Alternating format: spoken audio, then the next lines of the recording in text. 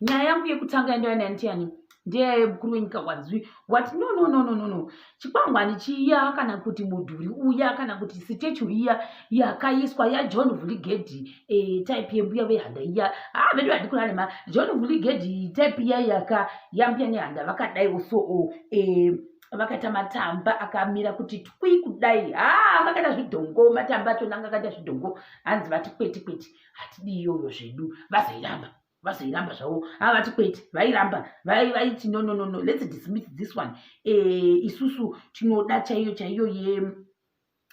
vati kurei kwete ava muyouth uyu muyouth is a no for this belief yatinayo isusu yekuti Mbuya Nehanda zvikanzi president spokesperson Charamba says President Mnangagwa has rejected the youthful looking statue of liberation icon Mbuya Nehanda.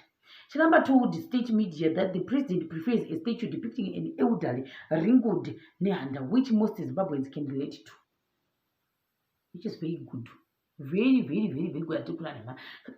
Nkuti statue yakakonzeresa statue here statue yakakonzeresa tikura nhema vanhu vakaita machallenge vanhu vakadini vanhu vakabuda nesele dzichienda uko dzaJohn Vhulligedi iyoyo statue iya saka kuda ichandobviswa pairi yabviswa wotangidza futi kuda nyowani isina futi tindi isina matamba akamira kuti twi akaita zvidhongo isina futi Burkina Faso inoenda zienda nakuenda asi zvandakamutazviya kuti chakanaka mukaka hurungwi munhu uyu akagadzira chinhu ichichi chaakagadzira chidhori ichi unogona asingamboiti una ruoko rwekugona kuvaka unovaka asingamboiti zvinhu zvake izvozvo unogona kudhirowa vanhu asi kungozoti wakange une vision yeyouthful Mbuya Nehanda saka ndofunga wakazama futi kumboita an old Mbuya Nehanda kuda zvogona kubuda hatizivo kana kuda kune mumwe uchaona matenda hatizivo kuti vachabuda here vachaona mamwe matenda manyowani ekuita Mbuya Nehanda vati kurei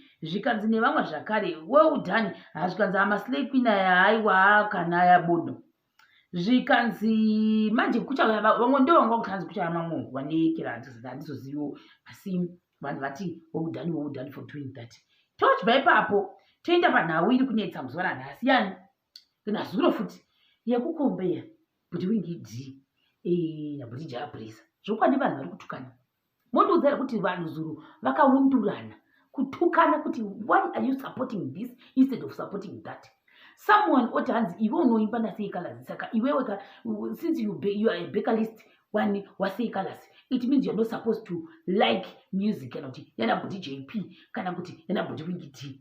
This means kuti if you like music yana buti JP nana buti WinkyD uri muterrorism kuna buti sei colors. What kinds of nonsensical is that? I don't know. But why would someone be deterred to support anyone they like in this world in terms of musically and listening ears? I have no idea. I totally don't know why some people want to control what you have to listen to and what you're not supposed to listen to. No. Let me tell you the truth. If I get a job, you put in I can go in the baker list, kuna buti WinkyD or JP to the JPS. Why can't I go? It's a job. It's a job opportunity. So I can just go and sing. After that, I go back to say colors. Because when it comes to jobbing and money, why would I sleep with hunger when I get a job? So it means I am not supposed to go in the baker list or I am not supposed to like his music. There is nothing like that.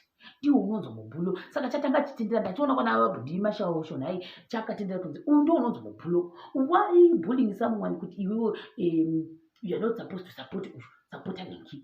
That's Thunder Mountains in the mountains of musicologists. You cannot do that. Uya munhu wakasapota kuti aiwa mubhulo upi hakuna mubhulo kadero ndoupi mubhulo wandaita iwoyoyo pana zivo asi tanongoona ndikuti hangu kana munhu kana opportunity yekuti obvious unoimba kuna Ninki ukaimbira vanhu 4 wanzi kuda kupuwa $10 yekubheka uko wapuwa $10 yekubheka uko wapuwa futi $10 yekubheka ukupuwa $5 yekubheka. Why not? That $35 for baking with my voice. I can just go and do If I have the opportunity and the voice, why can't I go? I will just go and defend my family. At the end of the day, internet yacho iri kundituka kuti why are you supporting this and that one? Are you reaching the better abuse? But you already busy kuda kudiyekera. Why are you after me and my voice? I don't know. Vamwe vakati yanzi WinkyD is overrated. Jesus is loud. Let me tell you, my fans have WinkyD.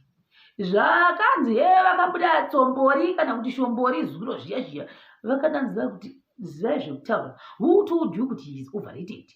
But now, zvikanzi you must know the difference between kuti consistency, cooliness, humility and humbleness in this musicologist of Gaffer to the Gaffist.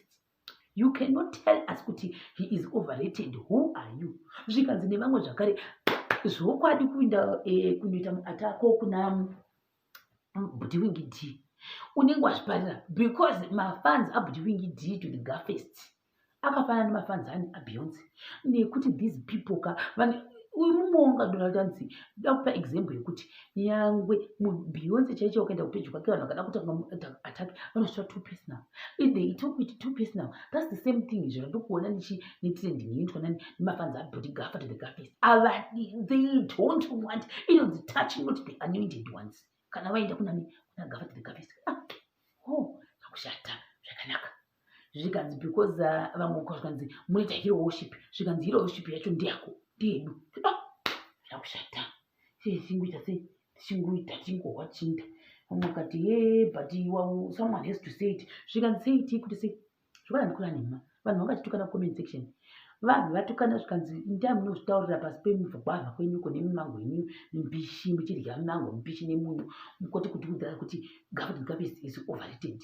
You don't respect vakuru kwete zvakutaura kutanza anzi unoziva here kuti music yaWinkyD yakatikudza kubva kuti primary. Vamwe vangachidira I don't know which youth phone is this one. And yakatikudza kubva kuprimary. Yatikudza kubva kuprimary su kusvika izvozvi tatomudzimba nemusic yaWinkyD. Nhasi motiudza kuti is overrated. Who are you?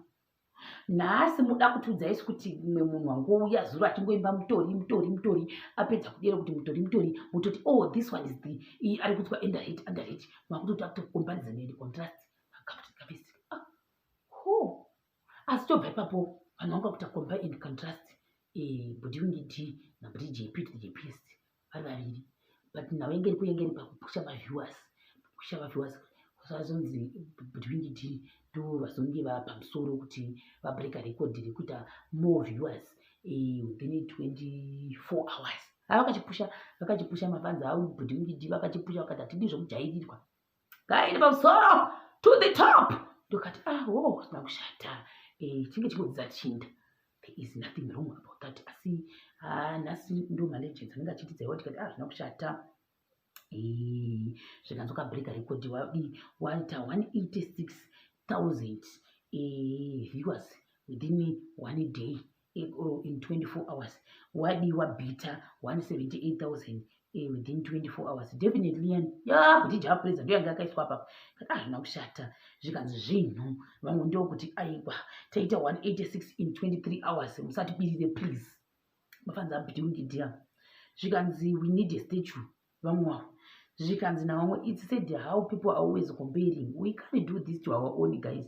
Zvikanzi ndokuti zvinakidze. Zvikanzi it's true that still number 3 patrending. Vamwe wavo kuita mafaiti kuekera. Zvikanzi vamwe chinowaniwo zvikanzi vanogara vachibudisirana kudai uso budisira nakushata zvakangonakawo. Vamwe zvakunzi hai pakapenga WinkyD is got. Zvikanzi actually it's 190k within 24 hours. Vamwe wavo zvikanzi zvakaoma zvokwadi kumakomenti vanhu vanga vachiuya vanhu vanga vachimbozama zvavo kumira nevavo. Vamwe vakati aipa hatikura nhema isusu takapenga zvangonaka. Toita pane imwe zvakare yatoita sokuti bati yanzi mukadzi womukopa 11 kugweru wakarwa nemheni vachidzvara masweet potatoes mufield kune butter shoe company kuma 4 p.m. ndokwavaikavira mbambaira dzavo. No, that's very dangerous to do something like that, especially when there is lightning. Zvikanzi mheni yacho inongorova mugwiri umu sei. I suspect muwitchcraft because last time yakamborova futi musikana wepaMSU ndatonzwa nhasi MSU tobva ipapo toenda pane yekupesani uyu Tyler Perry wakanyora akati this is what midlife crisis looks like. I'm 51 single and wondering what the next chapter in my life will look like. Whatever it looks like, I'm going to walk with God, be the best father and man I can be, hold my head up high and try to look my best doing it. In a world with so much sadness, please try and stay in the good. Merry Christmas and let's look forward to 2021 bringing us peace. Tobva yanyorwa ichi ndasochifonera kupedze kuNigeria. Zvikanzi but why? Zvikanzi come and marry me. I am ready for Marioja. NekuNigeria uko. Zvikanzi God's time is the best. Good luck. God is with you. Vanhu ava vakachobiro kuudza kuti God is with you. Kune munhu uyu. Ndoenda zvangu pane imwe zvakare vanhu vakanyora zvikanzi zvokwadi unenge uchibva kumhiri kwemakungwa. Waenda kumhiri kwemakungwa unosvika pano waitumira mazimari wosvika pamba pacho pane chikicheni chakabata kudai. Zvikanzi nekuti izvozvo kune vamwe vanhu vakatozviuraya nekuda kwaizvozvo kuti vaitumira mazimari mudzimai wodzoka kuno kwachigere kudzokera kumurume kusvika murume wakatoroora mumukadzi wepiri. Imba yacho waitumirwa mapikicha epanext door. Iye akutogara kuZambamba kumashoni uko wakasvika kwazviuraya. Zvikanzi a lot of people vanoita izvizvi. Don't ever do that kutumira vanhu vari kuZimbabwe mari. Umwe ndokuposa zvikanzi ndozvatoita tichibva kudiaspora izvi tichiva mamaids asi takudzoka kumba tichislayer. Zvikanzi nemumwe no wonder why you 11 years ago wakatora fiance sister yangu here kana kuti wanewo. Zvikanzi ngaatonamata kuti ndakamusevha from abusive relationship ari kupiti kuzomwa madrinks. Akushata vanoenda makrepo vachinda chidiro iChristmas iyi chinge chiita zvakawanda. Saka ndozvandanga ndauya nazvo mukati mevhidhiyo yangu ino. Chakubata zvakare pachikamu chinotevera.